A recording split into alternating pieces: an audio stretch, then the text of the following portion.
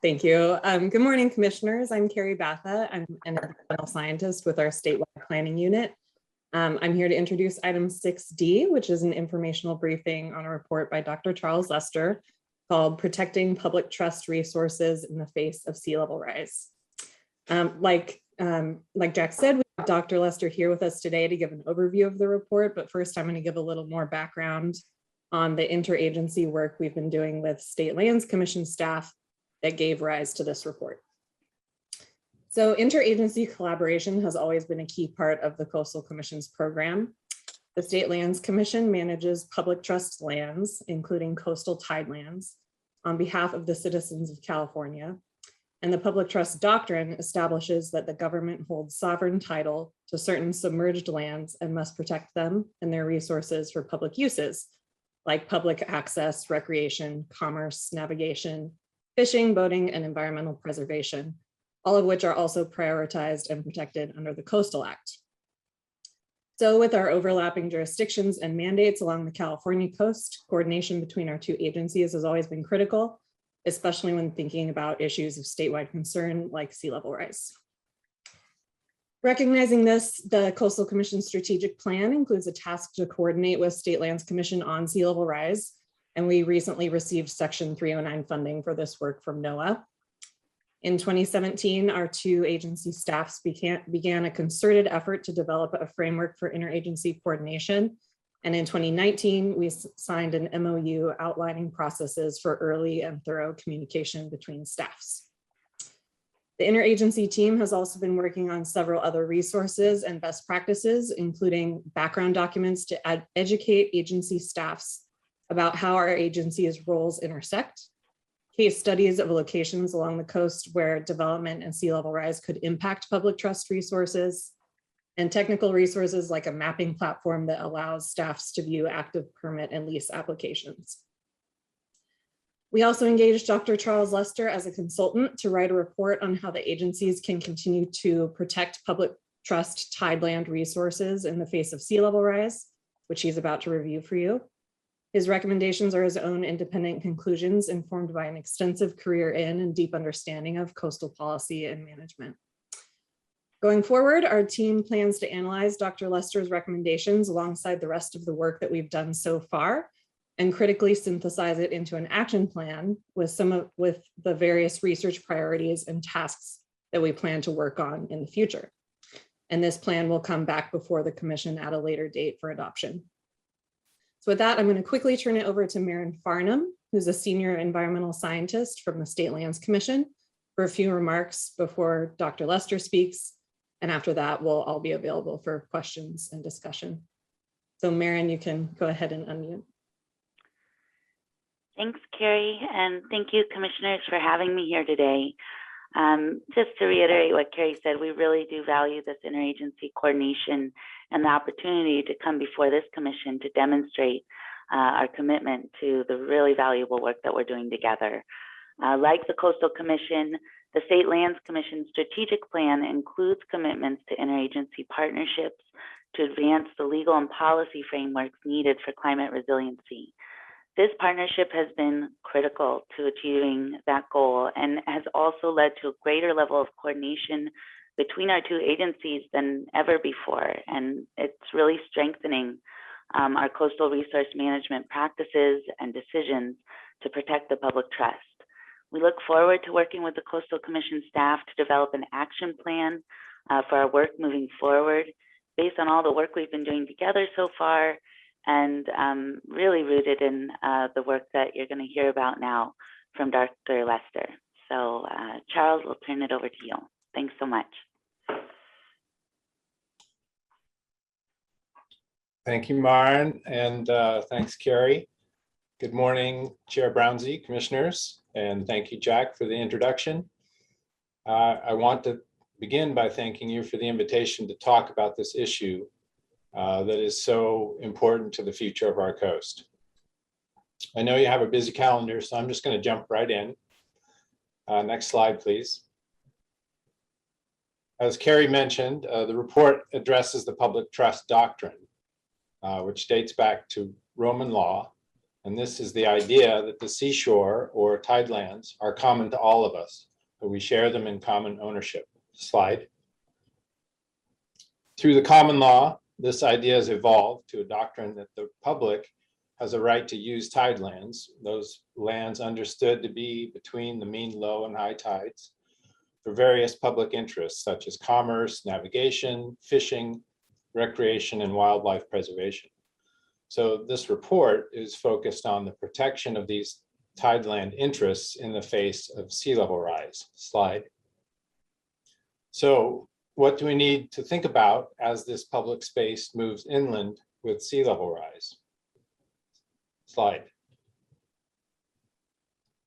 In particular, how should we deal with the inevitable challenges that you're going to face with shoreline development immediately adjacent to tidelands, places like Solana Beach, Santa Cruz County, Malibu, Stinson Beach, Ventura County?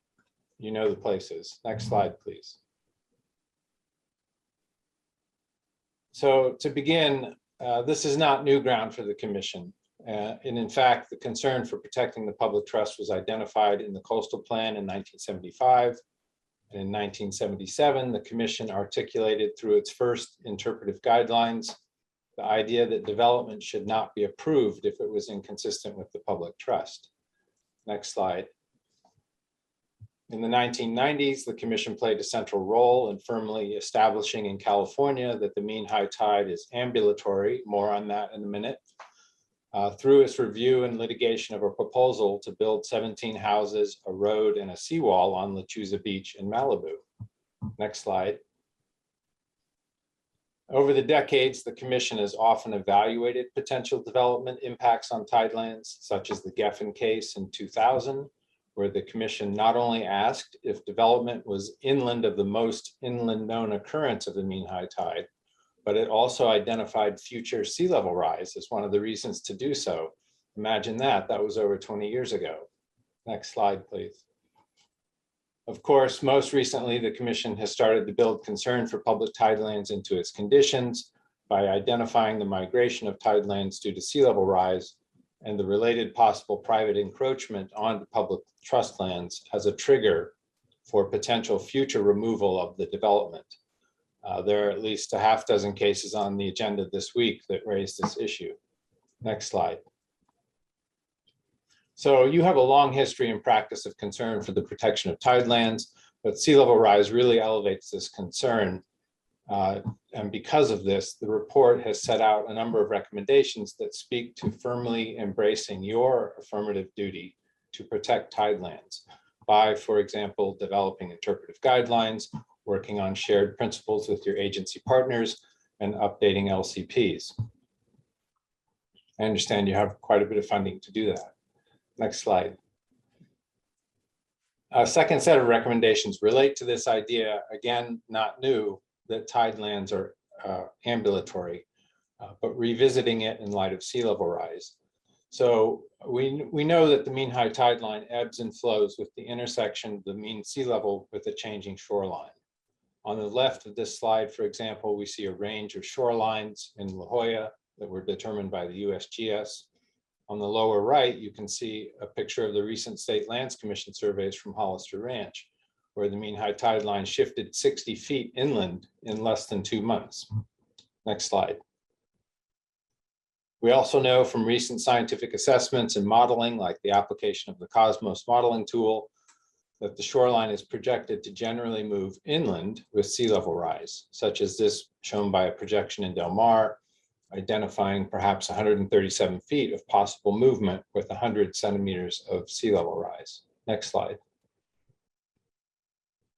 Here's another example from Sandyland in Carpinteria. I'm sure Jack knows that case, where, if not prevented from doing so, the shoreline might migrate well inland of the existing development with 2 meters of sea level rise. Next slide. That said, there's also considerable uncertainty in our sea level rise models the further out in time we go.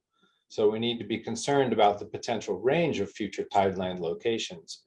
This slide depicts what this range might look like in Oxnard on the left and Laguna Beach on the right. Next slide. So that recognition is the basis for a second set of recommendations that embrace the dynamic reality of tidelands and suggest focusing not on the identification of a fixed mean high tide line, but rather on an ambulatory zone of concern within which we need to be concerned about future public trust resources.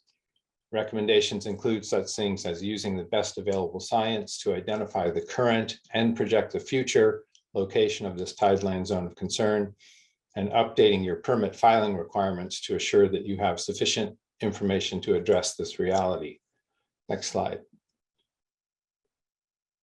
A third set of recommendations speak to the fact that shoreline development, particularly shoreline structures, can have hugely significant impacts on tidelands, something that you all know all too well, through such things as encroachment, displacement, interfering with public access, and passive erosion, which may result in the eventual complete submergence of tidelands due to the coastal squeeze. Next slide. We also know that there are nearly 1,500 lateral public access easements that have been required over the decades. The vast majority of these tied to the mean high tide line. So we are facing the potential loss of significant public access as the seaward edge of these easements moves inland. On the other hand, we also face some interesting future challenges in cases where the easements by their terms are entirely ambulatory, such as the example from Broad Beach on the right. The recorded easement notes that both its seaward and inland edge are ambulatory. So I'm glad I won't be dealing with that one, Jack. Next slide. More broadly, how are we to deal with the migration of public tidelands on or into upland development that is often private? There's a federal case out of the state of Washington, the Milner case, where the Army Corps of Engineers brought an action for trespass against a private revetment protecting a residential property. So identified in the middle of the slide there. The court applied the common law principles of the public trust to explain that both the upland and the tideland owners had a right to this ambulatory boundary. But because of that, the upland owner did not have a right to permanently fix the tideland boundary with the revetment, absent agreement from the tideland owners. Next slide. So a third set of recommendations speak to things you might do to anticipate future conflicts between public tidelands and private uplands, and ways to avoid the loss of tidelands by, for example, following the principle of the Milner case, or by refining your use of rolling easements, and by interpreting Coastal Act 30235 as but one of many Coastal Act Chapter 3 mandates that may sometimes conflict with each other. So in order to better address proposed shoreline structure development, consider that kind of interpretation. At bottom, though, under the legal rules, the critical question for you is simply whether there is an impact to a public trust resource. Next slide. Related to development impacts, another set of recommendations focus on the reality that we are already seeing significant development on tidelands, but that we probably don't understand its extent. For example, we know there are clusters of shoreline structure developments on tidelands simply by looking at the State Lands Commission database, which is great, by the way, such as these clusters in Solana Beach and the Malibu shoreline. Next slide. Here's a simple example of a tideland lease area for the Surf Song seawall in Solana Beach, where the homeowners are paying about $24,000 a year for their incursion onto tidelands. Now, this is not necessarily a problem with the public trust doctrine, as the state can allow trust lands to be used, but only so long as there is not a substantial impairment of the public interest. Next slide. But sea level rise, in my view, really begs this question. At what point will shoreline development be a substantial impairment? Are the steadily increasing string of seawalls in Solana Beach a substantial impairment? If the tidelands get squeezed out by sea level rise, at what point is that a substantial impairment? If not now, when? Next slide.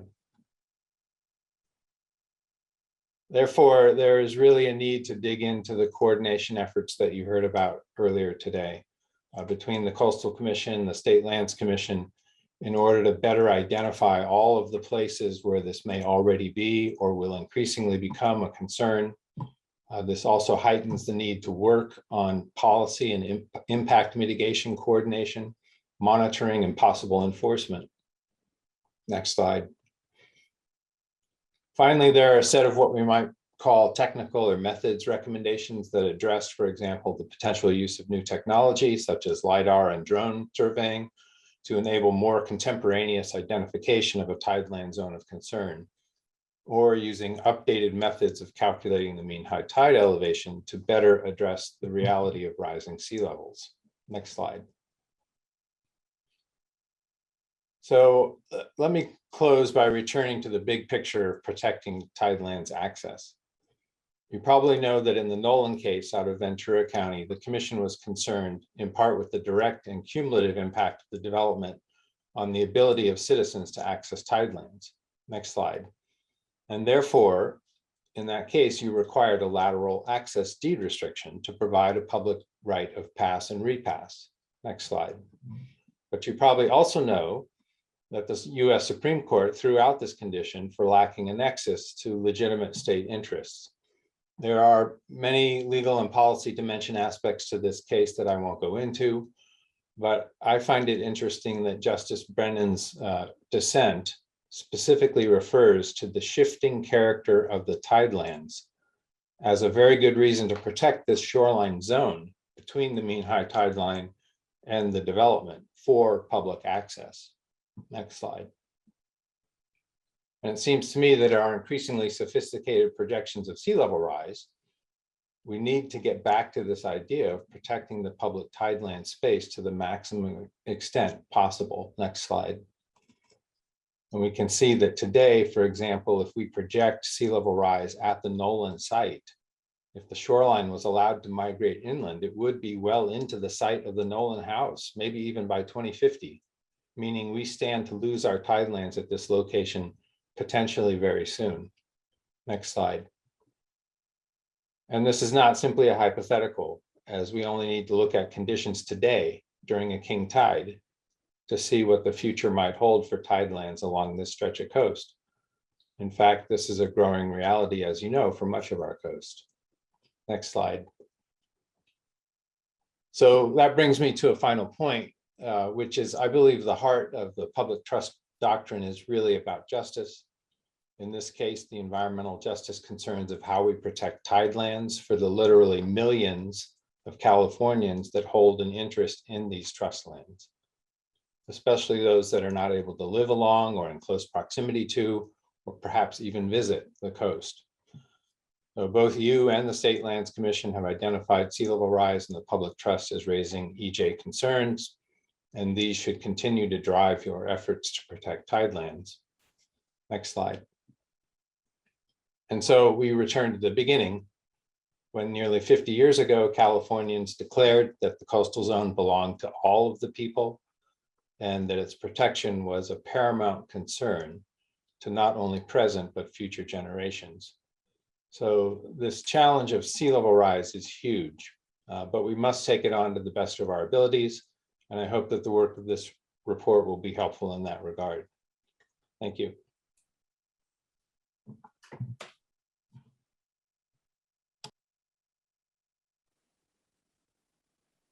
Yeah, Madam Chair, I just want to say big thanks to Charles. I'm so grateful he took this challenge on. This is, I think there's no one better to address this issue than Charles because of his background and knowledge and legal expertise in this area. One of the things that is incredibly important going forward is that, you know, it is such a huge challenge as we wrap our arms around the migration of the public trust inland. It raises some really incredibly difficult, you know, just practical and legal issues that we're going to have to wrestle with. And out of this public trust project, you know, we're really hoping to develop a framework and guidelines on how to deal with this challenge going forward.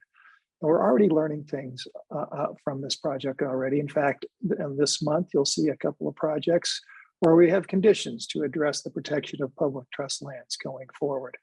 So we are evolving, we're evolving slowly, but as Charles points out, it's a really significant and difficult issue, and but we're up for that challenge. We take on big, difficult issues, and that's what we're all about. So I want to again thank Charles for his great work on this, and excited about this project going forward. Thank you, Madam Chair. Thank you, Jack. I agree with the comments that you just made, and thank you, Dr. Lester. I do think that this is a critically important report, and again, helping the Commission and the state of California get its arms around the very complicated and really significant issues that are being posed to coastal communities by sea level rise. And so I look forward to deepening of this discussion and the work of the joint committee, with our partners, State Lands Commission, and some of our other state partners like the Ocean Protection Council. So thank you very, very much. Before we have commissioner comment, Kat, is there any public comment? Yes, we have 4 members of the public who wish to speak on this item. Okay, I'll hand it over to you, and members of the public will have 3 minutes. Great. So we'll go in order from Anna Christensen to Laura Walsh, then Angela Howe, then Louis Galupo. So Anna Christensen, it is now your turn to speak. Okay, I'm going to, first of all, I want to thank the Commission for inviting Dr. Charles Lester to speak today. And also I want to thank Dr. Lester for all his hard work with the Commission and continuing in his new position regarding protecting our coast and enlightening people as to the possibility that we can do better in terms of protecting not only the environment, but people and especially communities at risk.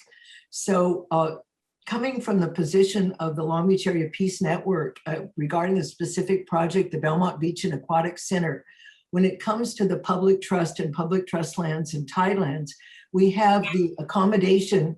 This project was approved by the Coastal Mission on the condition that there would be a small space so that people could walk along the beach. As the tide rises, that part of the project's condition was that they would put sand there. So we have that to maintain the beach. At a certain point, the Commission insisted that the building would have to be torn down. I would like his take on this kind of accommodation, this kind of adjustment to sea rise, where we will see projects approved on the condition that we try our best to expand the coast by adding sand, and 2, that the cities like the city of Long Beach agree to that they will now tear down their structure. Is this at all logical or sustainable? That's 1. And 2, as regards the main coast tidelands that were shown are right along our beaches. But of course, as the tide moves inland, we have wetlands areas and others. And how do we deal with the fact that the Commission continues to approve projects such as the 300 Studebaker project on lands that could be saved for encroachment and any open spaces that we continue to allow in development such as truck stops and other facilities to consume remaining open space? So I'd love to hear his comments on those. Thank you very much. Thank you, Ms. Christensen. Dr. Lester, I'm going to ask that you wait until the end of public comment to respond. Thank you. Thank you. And our next speaker is Laura Walsh. Hi, can you hear me? Yes, we can. Okay, great, thanks. Hi, I'm Laura Walsh. I'm the California Policy Manager for the Surfrider Foundation, and I'm here to express our deep appreciation for this report and to Dr. Lester for taking it on. For the last few years, I've been really involved with Surfrider's San Diego chapter. The intense armoring of the bluffs there, which is reminiscent of so many places in California, has led me to be a pretty regular commenter at these meetings. To that end, I'd like to highlight what I think is the most important takeaway of the report, which is the idea that the Commission has an affirmative duty to consider the public trust and protect its resources. Every decision this Commission makes is one that affects the public. As we all know, the balance between private property and public land can be very complex, and both priorities are central to our lives in California. For too long, though, we've allowed our coastline and beaches to be chipped away at and armored with the understanding that nothing can be done at a micro scale to relieve the macro cumulative pressure to privatize the coast. And yet we all know what's coming. In Solana Beach, more than 90% of the northern bluffs have been walled off this way. Between these development pressures and sea level rise, I can't access many of the beaches I visited as a kid at high tide today. The report correctly identifies that a good portion of this armoring exists in light of unresolved conflicts between Coastal Act sections 30235 and 30253, as well as the definition of existing development. In light of the reality of sea level rise, it's imperative that rulemaking authority be used to clarify that 30235 is not an override of other Coastal Act policies, including 30253, 30210, 30214, and other resource protection provisions, not to mention the Chapter 3 balancing provision also referred to in the report. We must also acknowledge that Coastal Act Section 30235 was put into place at a time when climate change and sea level rise were not deeply understood or acknowledged by state government leaders, and especially by stewards of the California coast. And the interpretations of these intentions to protect the coast must meet today's realities.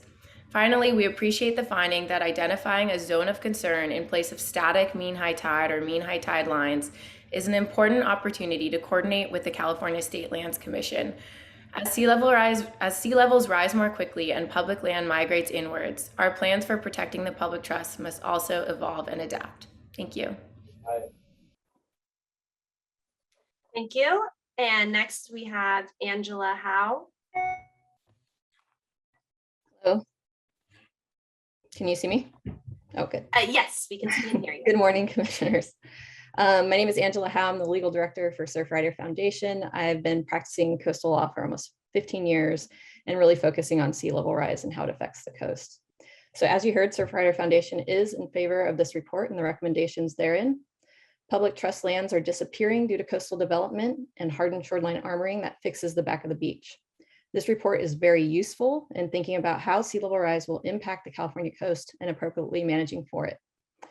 The report sets out a framework that should lead the Coastal Commission to rulemaking to make the future of coastal management more certain. For instance, the Commission could define existing within 30235 and how an emergency permit will be granted given public trust considerations.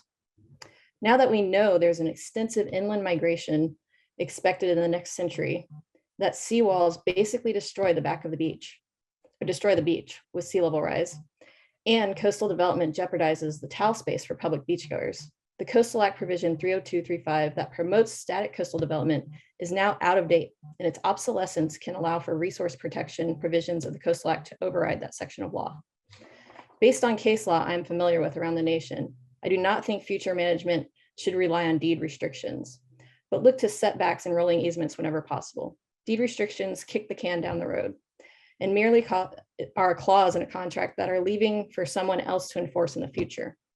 By setting and enforcing increased setbacks, we're not putting off for tomorrow what we can plan for today. As the report points out, we could lose 2/3 of Southern California beaches by 2100 if armoring persists.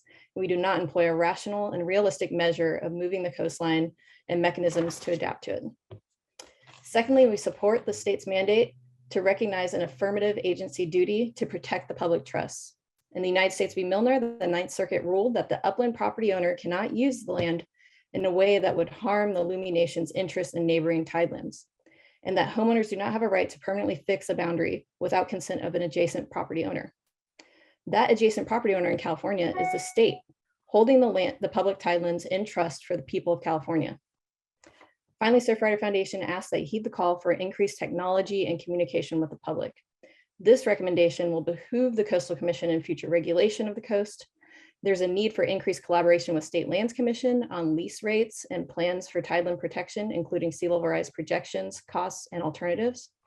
We're in a place now where new technology are available and very useful for planning and management purposes, such as drones and LiDAR. We should use that information for mapping, projecting, and creating a zone of concern, recognizing and moving the shoreline boundary between public and often private interests. The increased information based on available technology will help give notice and certainty to coastal property owners. They should know what the land may be susceptible to becoming part of the public trust land for the next century. Thank you for your time. Okay, thank you. And our final speaker is Louis Gallupo. You may unmute yourself and Thank you. begin. Thank you. We could go with Louis or Lou next time. Louis is what my grandfather used to call me. So thank you very much. I am a first-time participant with California Coastal Commission. I am here representing a small and fledgling group called Beach Cities Preservation Alliance. As you can see, I'm also with G10 Gallupo Law. I'm going to give you a little bit of my background. I have 3 comments and 2 questions. And I think one of the questions I may ask ahead of time and see if I can get a response and then go from there. Okay. 4th generation real estate professional. I am a born and raised Southern Californian. I was born in LA, raised in Orange County, went to college and law school in San Diego. I have been practicing law for 34 years. During that period of time, 14 of which I have been a real estate professor at the University of San Diego, and I helped them create the Burnham Center for Real Estate. I have taught for 9 years in the Masters of Science of Real Estate program, a class called Real Estate Law, Ethics, and Public Policy. I have surfed and skied most of my life. I started surfing in Huntington Beach when I was 14 years old. So now I'm going to tell everybody my age. So I've been surfing for 50 years. Okay. I want to applaud Dr. Lester for what he has done, and he's presented a wonderful job, and so has at least 3 or 4 of the speakers on only a half of the issue. The reality is, and the public trust doctrine acknowledges, and so does the Illinois case and the Miller case, and I'm going to quote directly from a PACE Environmental Law Review article, that there has to be a balance between the private rights and the public rights. I think most of us in the state of California, and again, I am a lifelong Californian that has enjoyed the beach. I still surf, I still snow ski, and so I understand the issues related to it. So my practice and my livelihood revolves around real estate, land use, environmental, and coastal law. I am in Carlsbad and I live in the city of Encinitas. So those are the perspectives by which I'm coming from, in addition to spending 14 years in the academic community, of which at one point in time I was academically qualified. Quickly, law, real estate. Well, here, I'm going to do this differently. I have 2 questions. First question is, what are the next steps in this process for Dr. Lester? And second question is, are we taking into consideration the man-made related issues and any land replenishment, nourishment processes? And I'd like to reserve whatever time I have left to give a presentation, which it doesn't look like much. Okay, thank you, Mr. Gallupo. I'm assuming that concludes your remarks. I apologize, I didn't hear what you just said. I said, I think your time is almost up, so. I can follow up with Dr. Lester in an email and with all of you with an email. Good, thank you very much. And so let's bring it back. Kat, that's the, Mr. Gallupo. That concludes public speakers for this item, yes. Thank you. Okay, bringing it back to the commission. Mr. Lester, would you like to address the questions posed by Ms. Christensen and then the questions posed by Mr. Gallupo, and then we'll move to commissioner comments and questions.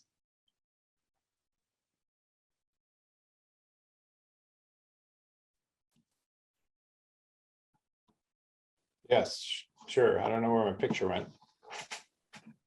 Can you hear me? Yes. We can hear you. It looks like your picture. Yes. Okay, no worries. Just if you can answer those questions. Oh, here you are. You're back. So as I understood, Ms. Christensen, she was concerned about the idea of tearing down structures that are being possibly built in potential future tideland areas. I can't speak to the specific cases she mentioned. I haven't been following those closely, but Belmont, I believe. But that is one of the central questions that are framed in the report and that I briefly mentioned in the presentation, which is, how are we to deal with development that is or potentially will be in this area of public trust concern? And so you can think about it looking backwards and forwards, and looking forwards, that those are the conditions you're starting to use among others. And it really is sort of an add-on to your no future seawall condition, where you're telling future property owners and the developers of these buildings that they have certain obligations that they need to be aware of, including that they'll not be allowed to build a future seawall, that they assume the risks of their development in that location. And now we've added this idea that, and you may find yourself on tidelands in the future, and you'll need to deal with that. Now, the conditions, I think that's one of the areas where there can be some refinement to work on that approach. And you have a couple items on tomorrow where there's some sophisticated thinking going on, but the idea is to make sure that we understand when that might happen, so it's a trigger for potential action, and then you take it up in the circumstances of that case with the State Lands Commission and with yourselves as to whether it's okay for that development to continue to be in that location. I'm not saying it's easy, but that's the question that's framed by this inevitability. And that relates a little bit to the last questions we heard too, which is, I completely agree that there is a balance in the case law in many cases between public and private interests, and that really is the crux of the matter too. And by focusing on the issue of substantial impairment to the public interest, that's where we're asking, is there, what is the right balance in any particular case? And so when the State Lands Commission issues a lease today to a seawall, they are making findings that that's consistent with the public trust doctrine and the mandates that they have and the state law that they're acting under. But it also seems clear in the common law that at some point there may be cases that aren't consistent with the public trust and public interest. And so it's that looking for that point in the balance when that becomes an issue. Now, the challenge with sea level rise is that the tidelands are moving inland. And so we no longer have this back and forth, this ebb and flow with a presumed stationary set of obligations between the tidal and the upland owner. We have a situation where the tidelands are moving inland. And so we all know what happens if you fix the back of the shoreline and the shoreline continues to move inland and you don't move the back of the shoreline, you lose those tidelands in between. So I don't think that completely losing our tidelands is the right balance between public and private. That's the question. So how do we deal with that? And I could talk a long time about how to deal with that, and you guys are familiar with the debate that's been going on, including the recent legislation that was vetoed about strategies for facilitating voluntary movement of development back from the shoreline. But for me, highlighting these questions about this really difficult challenge that's here and coming increasingly just puts the focus back on the need to find solutions that work for everybody and ways to deal with that situation that is going to result in the right balance between public and private. Okay, thank you very much for that.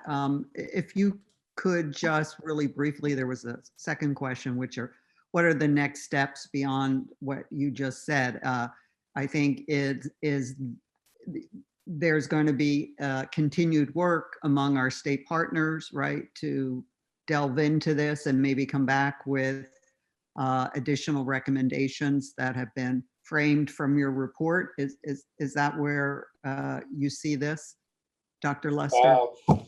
Yeah, I think the next steps are really up to you and the State Lands Commission and others as to how you want to proceed. There's certainly a lot to do here, and I tried to frame out some of the things that I thought were most important to look at in order to facilitate working on this problem. But it's really gratifying to see the level of coordination that is happening now, and the fact that there was the updated MOU.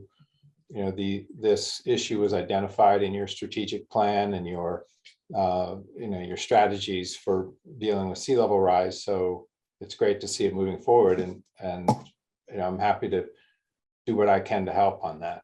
Okay, thank you very much. Taking it back to the commissioners, Commissioner Amanzada. Thank you so much. I just want to thank Dr. Lester for his report and his work on this. And I myself have been studying this issue for 20 years and following the greats of Tim Eichenberg and Meg Caldwell, who've also written extensively on this issue. I do agree with the commenters that we have a great deal of existing authority under the public trust doctrine. And I believe that we will need to see additional reforms and clarifications, both from the legislature and from agencies, including the commission, as to how we will implement it moving forward. I wanted to take a brief sort of privilege and just say that I'm currently working right now with the Stanford Environmental Law Clinic to evaluate subnational strategies around the world around climate adaptation and how well they've centered environmental justice in particular. So just for Dr. Lester and others who are listening to this presentation, we're actively sort of soliciting the very best around the world so that we can bring those ideas and practices to California and continue to be a leader on climate adaptation as we have been on climate mitigation on other fronts. So thank you to Dr. Lester, and for anyone listening or engaged, please do be in touch with me about specific ideas and practices that have worked well in other places. Thank you. Thank you, Commissioner Amanzada. Really important information. Thank you so much for sharing that. Commissioner Hart. Chair Brownsy, and I wanted to join my fellow commissioners and the public, Dr. Lester, in thanking you for this excellent report.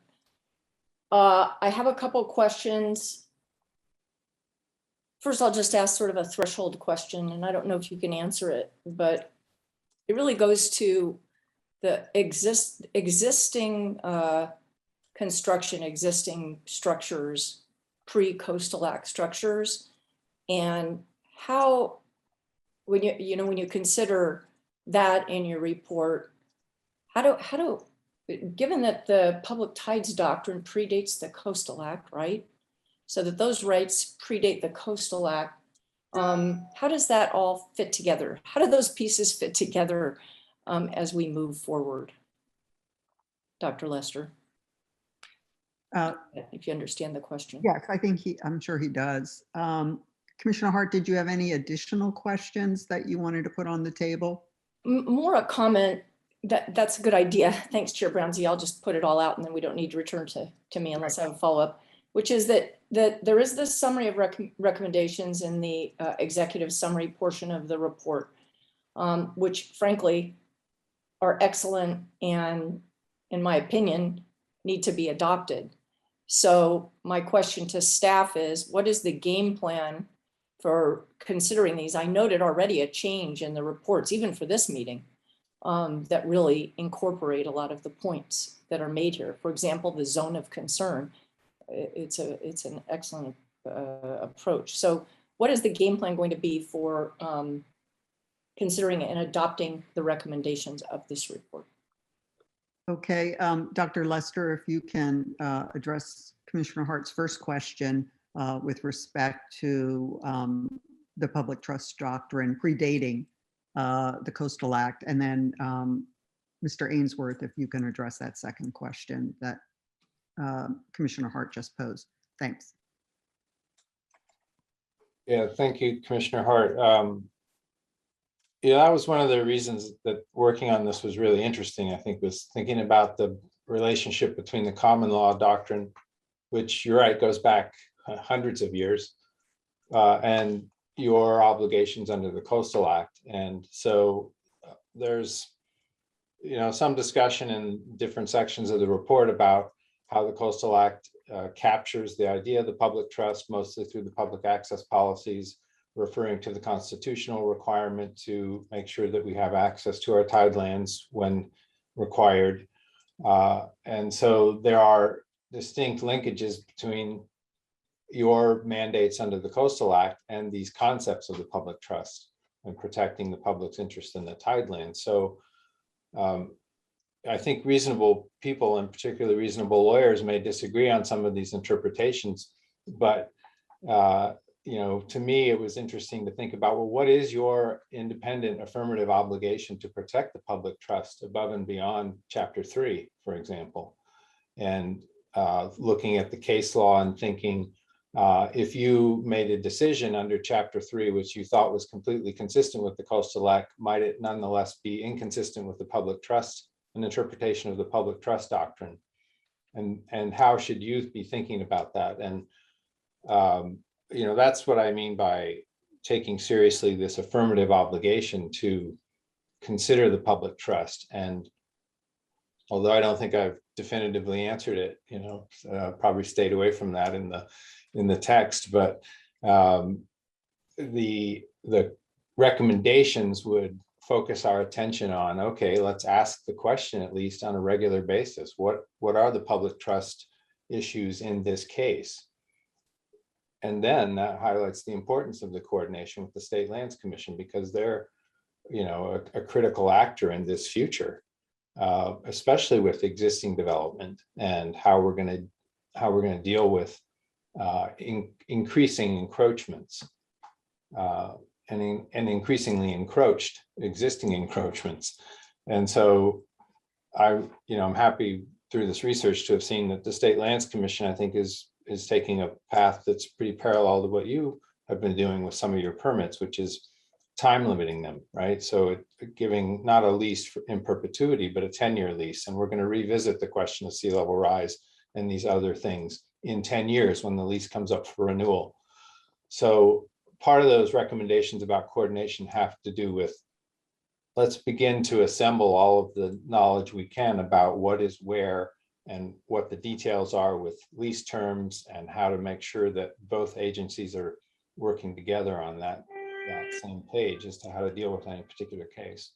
Yeah, I just wanted to make one follow-up comment, which is the thing I think that your report really changes, and thinking about this really, in my mind, changes, is that it's not just as when you're dealing with a pre-Coastal Act development, assuming that their proposal doesn't bring it within the Coastal Act.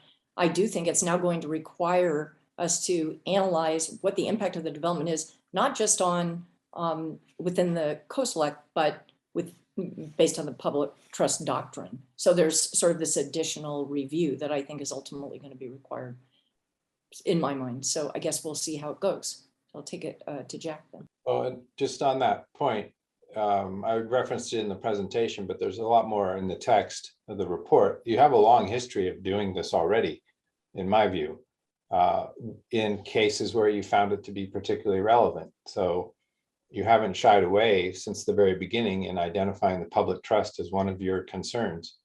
And so I think you have a lot of authority there to move forward through this. Thank you, Dr. Lester. Mr. Ainsworth? Yeah, on the second question about where does this go? So the whole point of our 309 federal grant project was to address this whole issue of protecting the public trust in light of sea level rise. And we started this a couple of years ago, knowing that this is going to be a huge challenge. So the idea here is to take the recommendations of Dr. Lester, and we're developing a set of guidelines and framework how to go forward on addressing our public trust lands. Now, that's not going to be an easy job. As you can see here, the difficult legal issues that are brought up and practical issues, and that balance between protecting public and private properties. This is a huge issue, and then you weave into our work with our local government partners. And one of the things that has been a challenge is the uncertainty and the fears that people have of what the impact on their private property is going to be going forward creates a lot of anxiety and angst and anger. And so we want to do a really comprehensive job here to help us guide our decisions going forward. That is the goal. And I'm just so happy with the recommendations that Charles has made. They're really excellent. And then taking them and incorporating them into guidelines, that's our next challenge. I don't know if Madeline has anything to add to that, but since she's leading that effort. Great. Looks like Madeline was shaking her head. So thank you, Mr. Ainsworth. We're going to go just swing back. Commissioner Hart, any follow-up to what Mr. Ainsworth said, or? No, that's exciting. And I very much look forward to seeing these recommendations return to the commission. Thank you. Great. Thank you. And Commissioner Gold. Thank you, Chair Brownsy. First of all, Professor Lester, excellent work. It's provocative, it's innovative, it's timely, which I'll talk about in a second, and a very important report. And I appreciate, as an academic that you really put so much time and effort into the recommendation side, because that's something that is, for those of you who follow academic literature, that's just not done all the time. And so I appreciate that, and the fact that a lot of that is actionable, and you push the envelope in a lot of ways, and I think that's going to lead to some really productive discussions. I did like Commissioner Hart, I sort of have a two-parter, Chair Brownsy. So one would be focused question to Professor Lester, or questions, and the other would be to Executive Director Ainsworth and Madeline Cavalieri. So do you want it all at once? Is that how you want it done? Yes, thanks. Okay. All right, so one of the things that I was really interested in, Professor Lester, is that you really got into, frankly, in a lot of different ways, the issue of assessing tidelands boundaries, the new concept of zone of concern, and methods. What can we do to change the methods, and the fact that we need to look at that. And what would be your, asking you for maybe a little bit more specific recommendation on, do you have any thoughts on how to do that, from the standpoint of, for example, frequency of assessment of what the mean tide line is, and and how we should go about doing it? Like I'm assuming you would make a recommendation, don't do it right after a very major storm, because obviously you're going to get a very different answer than, if you wait till a year after and see where equilibrium is returned on a specific stretch of coast. So I'm just wondering what your thoughts were on that, since in essence you have probably 5 or 6 recommendations that are very much related to this issue, and I just wonder what your thoughts were. And then the second part, sorry about that, saying I'm not even following my own rules here, is that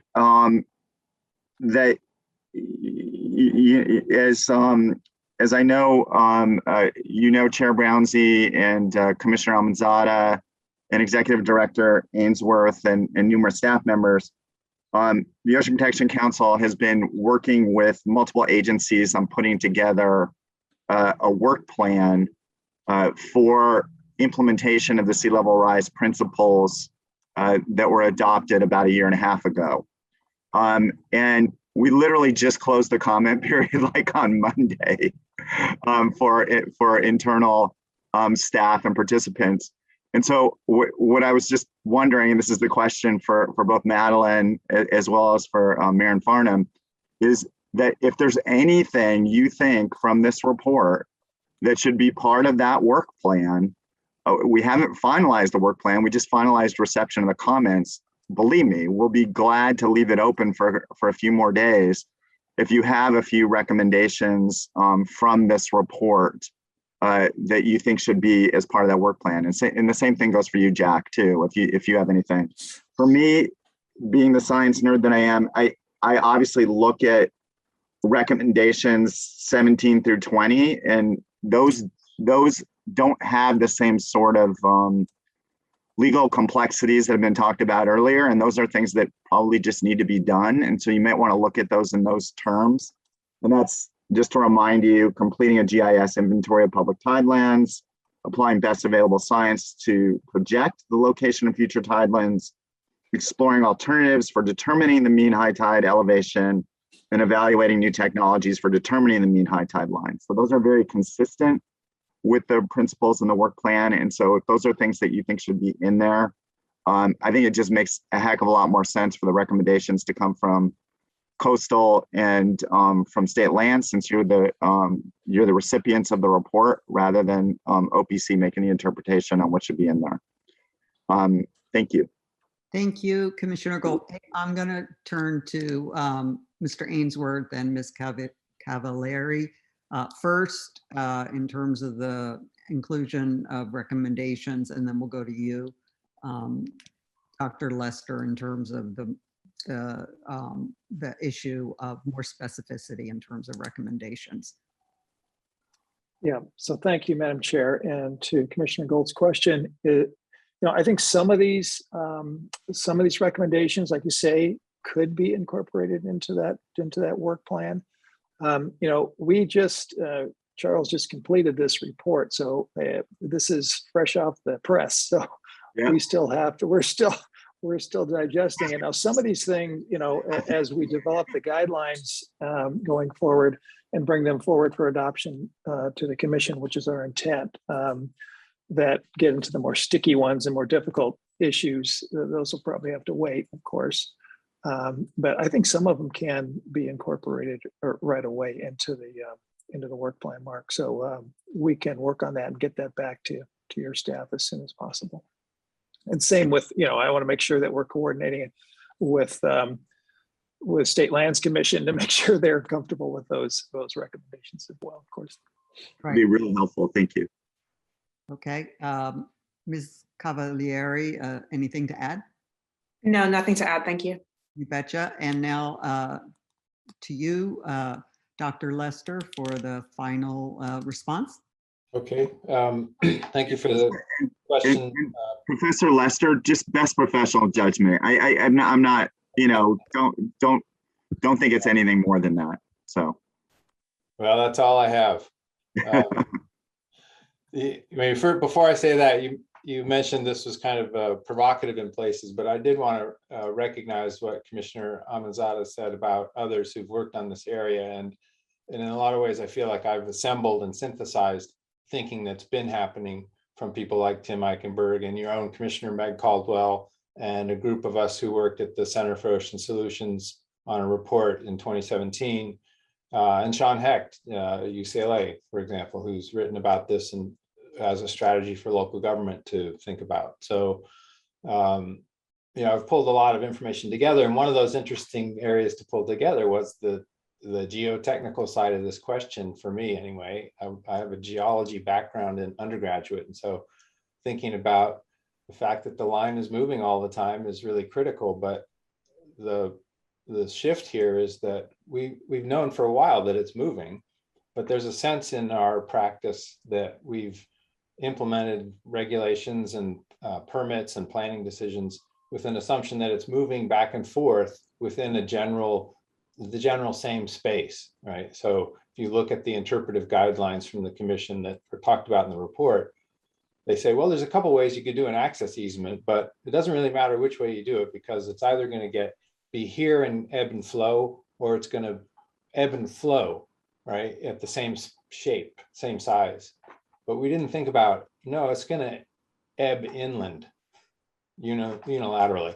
So I think the question of surveying and how to do that is one that should be thought about in more detail. And I didn't have the time or the resources or the training to do all of that, but I know from what I see happening that our scientists are using new technologies, and they're going out and they're making digital elevation maps of the shoreline with computers and LiDAR, and finding where this line is, and you can calculate that. And so we don't need to rely on these traditional surveying techniques, which are so time consuming and intensive, and have been one of the issues why the State Lands Commission is not always able to provide their authoritative opinion in a case, because they don't have the resources to do that, right? But there are opportunities here to really push that envelope forward to make it easier for all of you to make decisions.